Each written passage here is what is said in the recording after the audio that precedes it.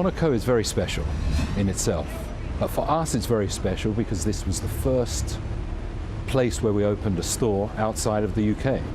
So it's very dear to us, and we hold an extraordinary exhibition every summer for the last 16 years right here in Monaco. Many people don't realize how vertically integrated our business really is.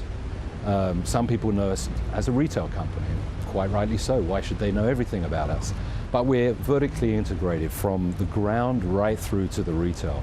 So we are involved in every aspect of the process to actually sell a piece of jewelry. We are sourcing and cutting the diamonds. We're designing and manufacturing the jewelry that holds those diamonds. And of course, our retail network is where we sell all our products. But that means it's also much more risky. So they have to trust the brand, but you're taking risk every step of the way. Well, somewhat so, yes. But on the other hand, we're in control of our destiny. And we know exactly what we're doing all the way through. And we also have the ability to expand, knowing that we can supply ourselves with what we need to carry out that expansion. So talk to me about the IPO. Were you disappointed when it didn't go through, and do you have plans to continue? Of course we were disappointed, but we hit a very bad time in the world, in the markets. It was unlucky, and we've got no immediate plans to go back to the markets. Still something that you'd consider, or it's just... Anything's possible, but no immediate plans. What worries you the most? We're in this unsettling, I guess, uncharted territories. What worries you for your business? Well, I think it's a big worry if the situation in Europe doesn't come to fruition soon. That will be a concern. But we believe it will. I think things have been put in place now that within 18 months or so, Europe will start picking up. There'll be more employment. But at the end of the day, we have to really be realistic about our business within the economy. And we're really operating at the pinnacle of our industry and our clientele at the pinnacle of their success. So they are somewhat insulated to the general worries that we all have.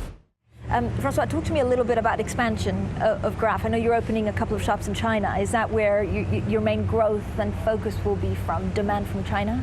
Well, clearly Southeast Asia has grown tremendously in the last few years, and we've cemented our foothold in that area, particularly in China and Hong Kong. But we're opening now this coming month, actually, at the beginning of August, in Beijing, a new store, in Shanghai, a new store, and in Seoul, in Korea, a new store. But we have other plans also. It's not only Asia. We'll be opening, we're quite well advanced with plans in Europe. I won't tell you where yet, but in 2014 we'll be opening 2 new stores in Europe. Despite the crisis, so there's still demand? One has to be forward-looking in business, and we see Europe coming back quite strongly in the next 18 months. Francois, are you worried about overexpansion? We're not worried about overexpansion because we're a very cautious company, and we've expanded step by step over very, very many years, and we're operating within our means, and we aim to continue to do so. So you grew up whilst this company was really being formed. Is there a moment that you remember and thinking, you know, when did you think, actually, this is a family business that I want to be part of? I think actually from a very, very early age. You know, at that time when I was a little boy, my father was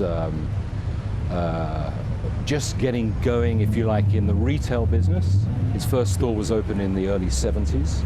And so I used to be witness to some of the transactions he was making.